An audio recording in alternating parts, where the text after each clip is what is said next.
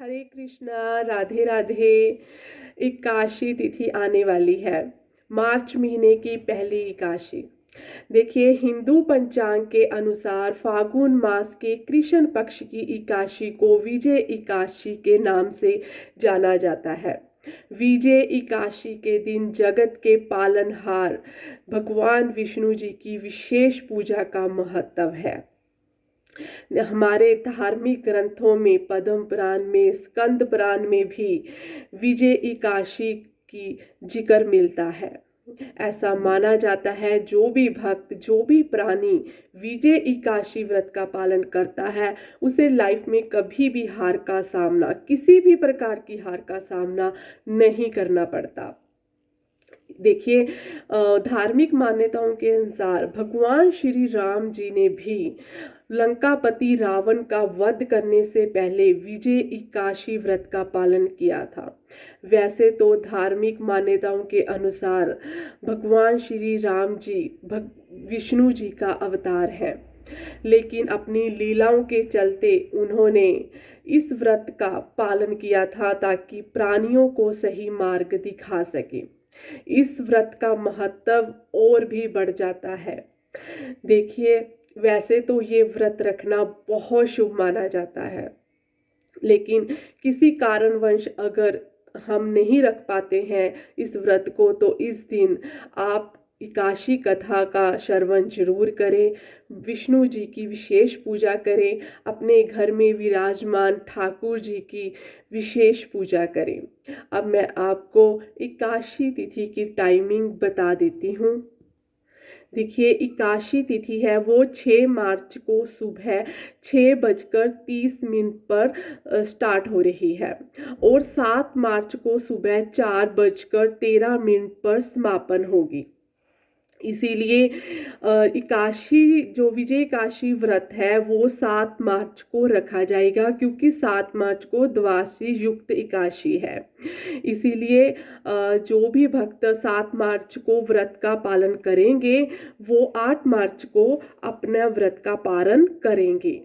देखिए, 8 मार्च को पारण का समय बता देती हूँ। सुबह 6:42 AM से 9:04 AM के बीच आप अपने व्रत का पारण करेंगे। लेकिन आप एक बात का ध्यान रखें कि जब भी आप 8 मार्च को अपने व्रत का पारण करेंगे तो 8 मार्च को महाशिवरात्रि व्रत भी है। जो भी भक्त महाशिवरात्रि व्रत रखेंगे वो एकादशी व्रत का जो पारण है, अपना व्रत खोलेंगे, वो फलाहार से ही अपना व्रत खोलेंगे।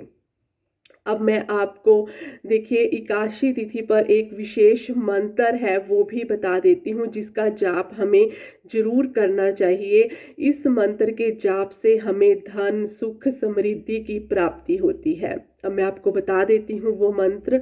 ओम नारायणाय लक्ष्मी नमः। इस मंत्र का जाप आप 108 बार जरूर करें, अधिक कर पाए तो और भी बढ़िया है। एक बार दोबारा से बता देती हूँ। ओम नारायणाय लक्ष्मी नमः। इस मंत्र का जाप आप जरूर करें। देखिए, जो एकादशी व्रत की हम पालन है वो दशमी तिथि से ही हम शुरू कर लेते हैं और दशमी तिथि की शाम को ही हम अन्न का त्याग कर देते हैं और दशमी तिथि को हम तामसिक भोजन ग्रहण नहीं करते हैं, सेवन नहीं करते हैं तामसिक भोजन का, जैसे लहसुन, प्याज, मीट, मछली, मांसाहार भोजन, इनका सेवन नहीं करना है दशमी तिथि से ही। इसीलिए एकादशी तिथि को 3 दिवसीय व्रत कहा गया है, क्योंकि हम इस व्रत को तीसरे दिन भी हरिवासर समय खत्म होने के बाद ही इस व्रत का जो पारण करते हैं।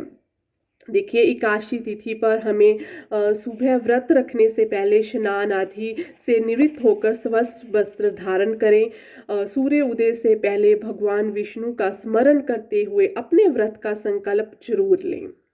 देखिए, दिन भर भगवान विष्णु का ही नाम जाप करना चाहिए, भक्ति भाव से पूजा करनी चाहिए भगवान विष्णु जी की। व्रत के दौरान आप फलाहार ही ले सकते हैं, फल, दूध, जल आदि, या फिर कुट्टू का आटा, सेंधा नमक का इस्तेमाल ही करते हैं। इसमें हल्दी का प्रयोग नहीं होता है एकादशी व्रत में। जो भी आप सब्जी बनाएंगे उसमें हल्दी का प्रयोग नहीं किया जाता। फलाहार का सेवन ही करें। अब मैं आपको कुछ उपाय बता देती हूँ जिनको आप चाहें तो कर सकते हैं। ये विशेष उपाय हैं जिनको करने से धन, सुख, समृद्धि की प्राप्ति होती है। देखिए, विजय एकादशी के दिन विशेषकर भगवान विष्णु की कृपा प्राप्त होती है। इन उपायों को करने से हमें विजय हासिल होती है, सफलता प्राप्त होती है। देखिए, हमें पीले चंदन का उपाय करना चाहिए। विजय एकादशी के दिन पीले चंदन का विशेष महत्व होता है। भगवान विष्णु जी को पीले चंदन का टीका लगाएं।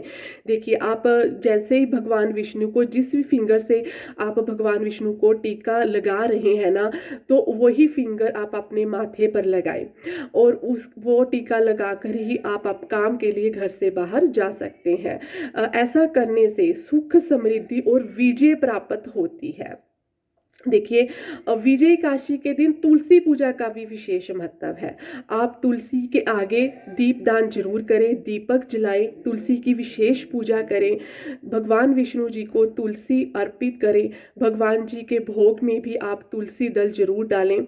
देखिए, ऐसा करने से कहते हैं कि हमें सुख शांति की प्राप्ति होती है और हमारे घर में भी सकारात्मक पॉजिटिव ऊर्जा का संचार होता है।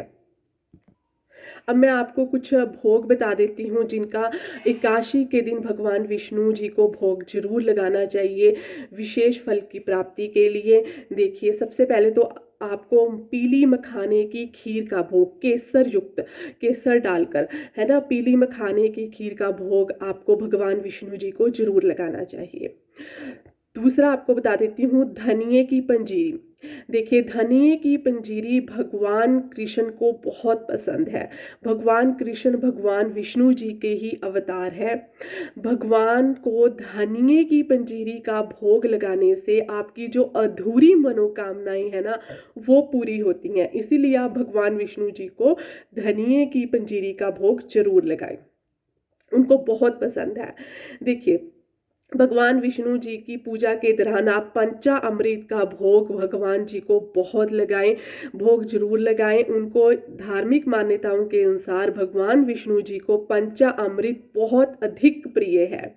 इसीलिए आप भगवान विष्णु जी की पूजा में भगवान पंचा अमृत का भोग जरूर लगाना। इससे सौभाग्य, सुख, सौभाग्य में वृद्धि होती है और जीवन में मुसीबतों का अंत भी होता है। देखिए, अब इन उपायों को कर कर मुझे उम्मीद है कि आप इन उपायों को कर कर विशेष लाभ प्राप्त करेंगे। इसीलिए आप इस दिन भगवान विष्णु की पूजा जरूर करें, विशेष पूजा करें, उनकी गौ माता की सेवा जरूर करें। जितना हो सके आप भगवान विष्णु जी का नाम जाप करें, उनके मंत्रों का नाम जाप करें। राधे कृष्णा।